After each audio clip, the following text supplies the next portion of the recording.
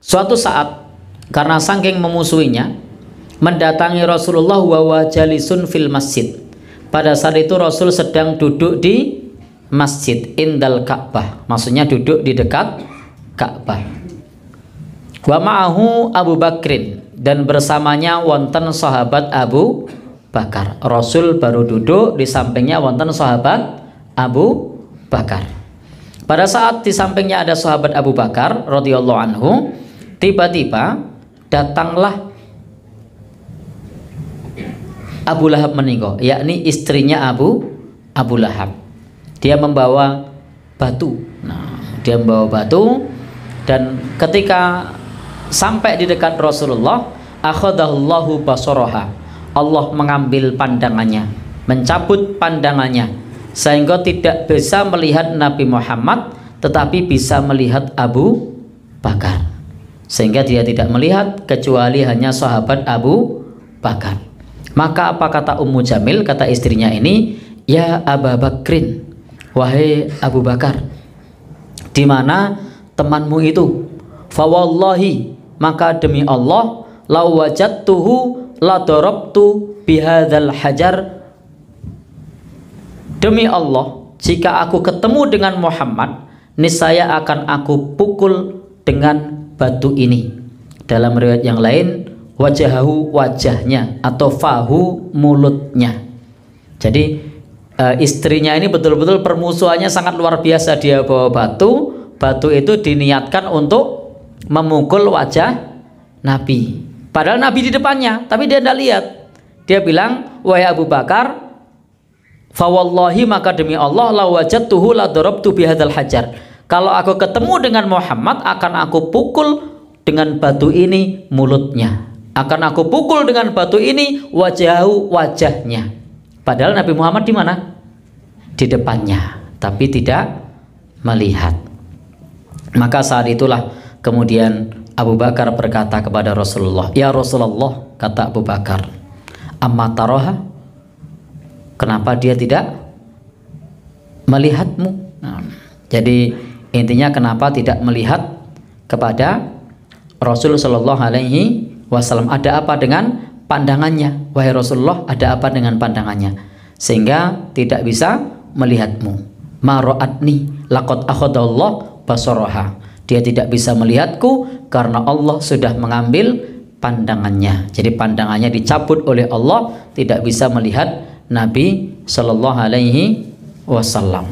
Itu pada saat hendak mencari Nabi kita Shallallahu Alaihi Wasallam. Nabi ditolong oleh Allah Subhanahu wa Ta'ala. Dan perhatikan dalam lafaz ini tadi, Ummu Jamil sudah masuk Islam apa belum? Belum. Tapi coba perhatikan kata-katanya. Fawallahi, dia bilang apa? Demi Allah. Jadi jangan anggap orang Mekah saat itu, orang kafir Quraisy saat itu tidak mengenal Allah. Mereka mengenal Allah. Maka lihat kata-kata sumpahnya, dia tidak mengatakan Lata, tidak mengatakan Uzza, tidak mengatakan Manat, Hubal, tapi mengatakan fawallahi, demi Allah yang diucapkan. Tetapi kenapa disebut kufur? Karena mereka mengakui Allah tetapi dia menyembah yang lain. Maka inilah disebut menyekutukan, itu karena menduakan. Jadi menyekutukan itu karena menduakan. Maka orang-orang Mekah dulu itu sudah paham tentang Allah Subhanahu wa Ta'ala. Maka mereka biasa bersumpah wallahi, demi Allah. Tapi saat ibadah mereka beribadah kepada Lata, Manat, Hubbal, Uzza. Inilah kesalahan orang-orang Arab, itu mereka tidak mentauhidkan Allah dalam hal uluhiyahnya, sehingga mereka menyembah selain Allah. Bahkan orang-orang Arab itu kalau ditanya pada masa silam, ketika ditanya siapakah yang menciptakan alam semesta, apa jawabannya? Allah. Tetapi ketika mereka diminta untuk beribadah, yang disembah ada 360 berhala. Maka disinilah kita perlu di dalam memahami tauhid, itu harus uluhiyahnya benar, yang disembah benar. harus rububiyahnya benar, asma wa sifatnya benar. Kenapa demikian? Karena tidak boleh kita hanya mengakui Allah yang menciptakan, tapi kemudian menyembah yang lain.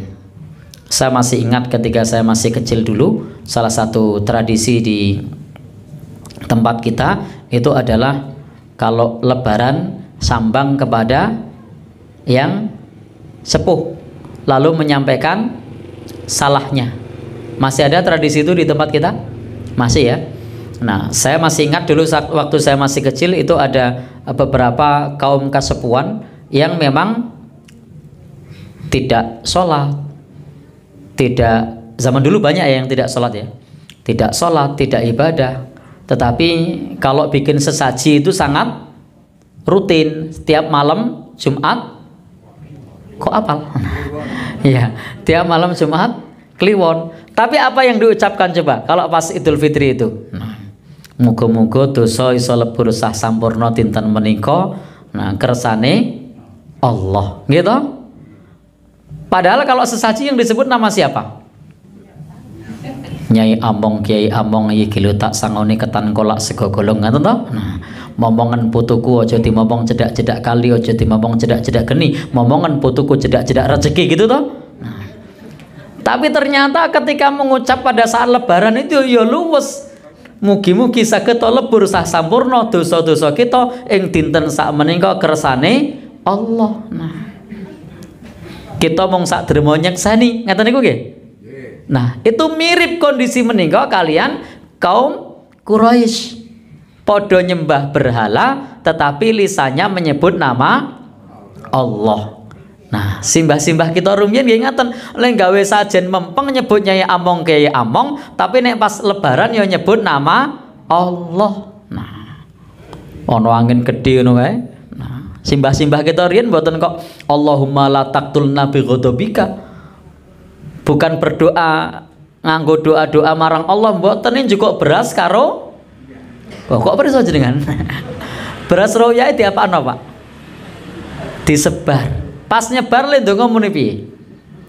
Nyai Maruto, Kiai Maruto iki kilo tak sangoni. Nah, gitu. Beras uyah ojo mandek temoleh, liwat dalan gede ojo liwat omah-omah, ojo liwat wit-witan, liwat biur liwat biur ngono to. Nah,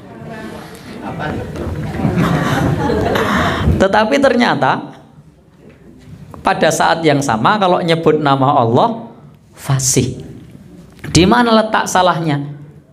Dia sudah benar bisa nyebut nama Allah, mengakui Allah ingkang nyiptaaken sudah benar, tetapi kekeliruannya adalah memohon menyembah kepada selain Allah, mengagungkan kepada selain Allah. Nah, saged dipahami nggih. Nah, sami Abu Lahab. Jadi Abu Lahab itu mereka termasuk istrinya menika paham betul bahwa Allah ingkang menciptakan, tetapi tidak paham siapa yang harus disembah. Maka sesembahannya banyak, ada 360 berhala. Niku umpama disembah sedina siji, Tuhane ngantri setahun disembah pisan. Lah 300 swidak lho. Kan berarti nek sedina nyembah siji kan Tuhane ngantri. Nah, apa sedina nyembah langsung 300 swidak? Mupeng no, siji, loro, telu, papan. Baik Bapak Ibu, intinya begitu, bahwa penting kita mentauhidkan Allah dalam hal uluhiyah, rububiyah, asma wa sifat. Uluhiyah artinya hanya menyembah Allah saja, boten pikatuk nyembah ingkang sanes. Rububiyah artinya mengakui Allah ingkang menciptakan, ingkang memelihara, ingkang memberi rizki, DLL. Salajengipun asma wa sifat, terkait nama-nama dan sifat Allah kita imani sebagaimana adanya.